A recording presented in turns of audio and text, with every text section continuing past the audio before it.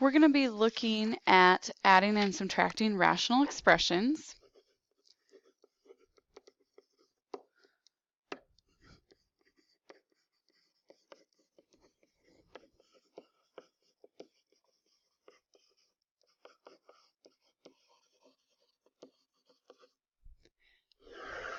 With that being said, adding and subtracting of rational expressions is pretty much the same process regardless if you're adding or subtracting. The biggest thing is to figure out the difference between if you have a like denominator versus an unlike denominator. And that's going back to understanding your basic understanding of fractions.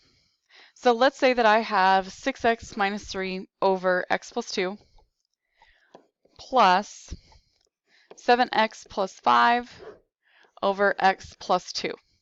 Now, the good thing is with this, we have like denominators. So whenever we have a like denominator, going back to our regular fraction addition, so this, you don't have to write this part down, but just thinking about this, if I had 2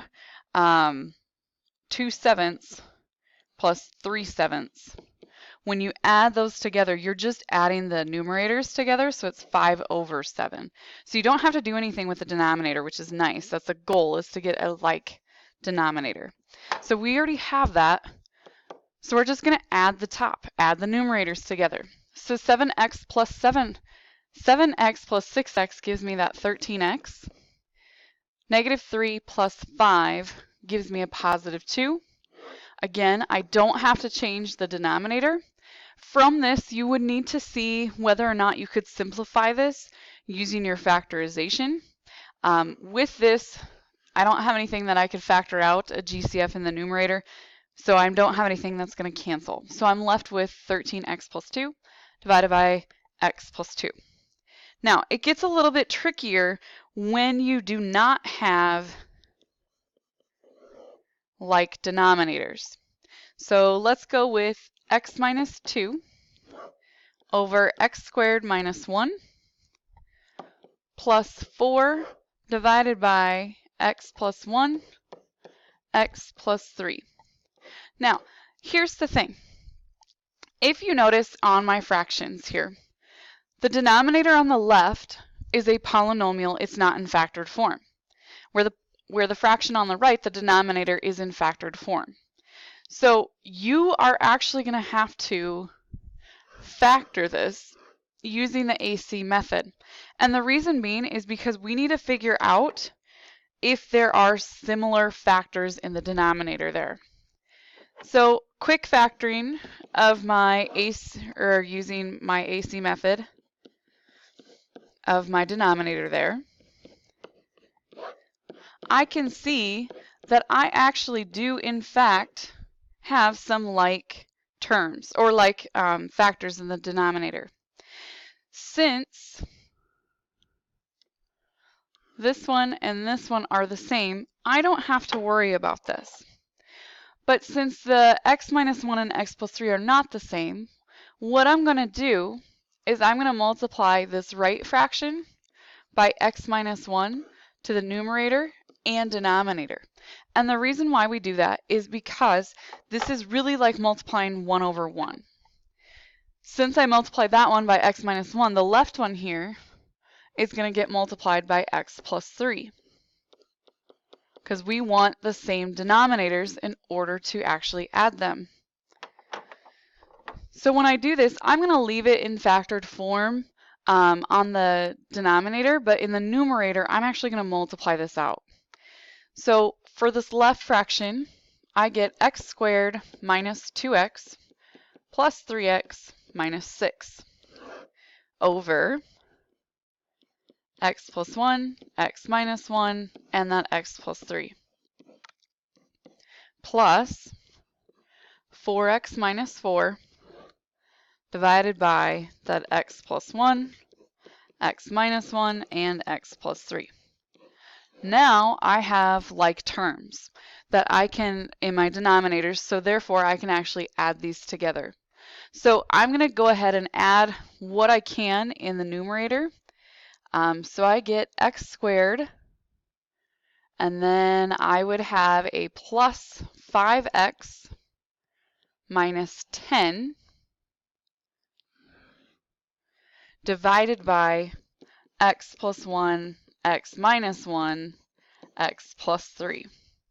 So I would need to, since I left this, the numerator, as a polynomial, I'd have to see if I could AC factor this in order to see if anything would cancel out. If I'm looking at my AC factoring there, the factors of 10 are 1 and 10 and 2 and 5. Well, none of those sets are going to get me to that 5x, so I don't have to worry about the factorization there. So with that being said, I have now went ahead and found my sum. You can leave the denominator how it is in terms of that it's in the factorization form. That's okay. So this would be my final answer. Now there's one other thing. Sometimes we have what's called a compound fraction.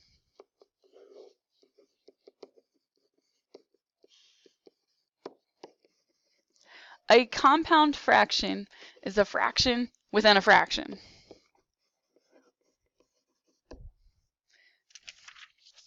So if I have 1 over x minus 1, and that's divided by x plus 1 over 3 plus 4 divided by x minus 1.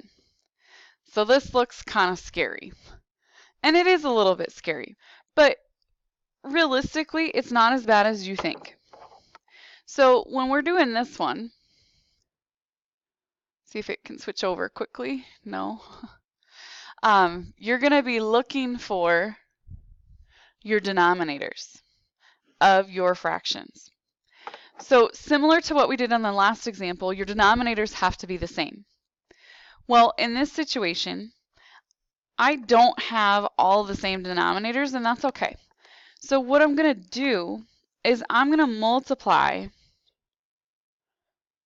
this one by that x minus 1 and a 3, and I'm going to multiply this, the denominator here, by that x minus 1 times 3. Because those x minus 1s are doubled, I don't have to do a third term there, so I only have to do just one of those x minus 1s. So when I do this, I have some cancelization that happens. If I'm looking at just this portion, actually let's do this instead.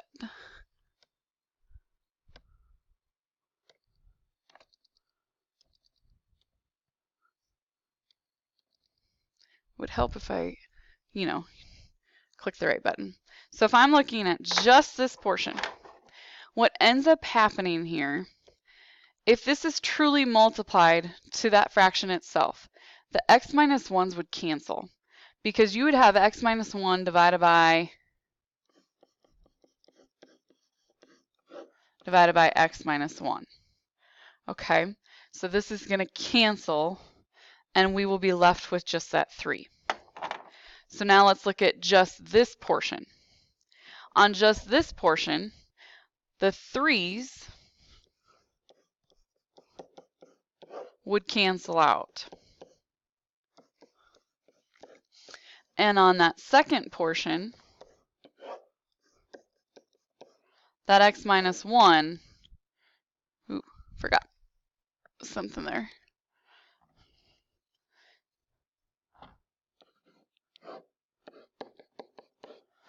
So we'd be having some cancelization happening, which makes it a little bit easier then to simplify. So looking at that from the numerator section, I'm left with 3. In the denominator section, I'm left with x plus 1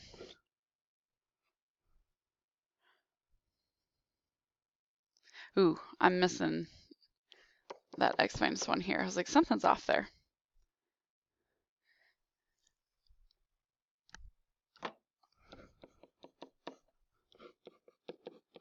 And then I'm left with that 4 times 3 there. So you got some cancelization that happens. So now you just have one fraction left over. So from here, you're just going to simplify this. And you actually want to multiply out your denominators. So we have 3 over x squared minus 1x plus 1x minus 1 plus 12. Simplify as much as you can, and you are left with 3 divided by x plus 11. So that right there is my simplification of a compound fraction. Sorry, I kind of goofed up there in the middle and forgot some stuff, but came back and corrected it. So a lot of this is based on our factorization and simplifying of rational expressions. So this is good review of what we've been working on.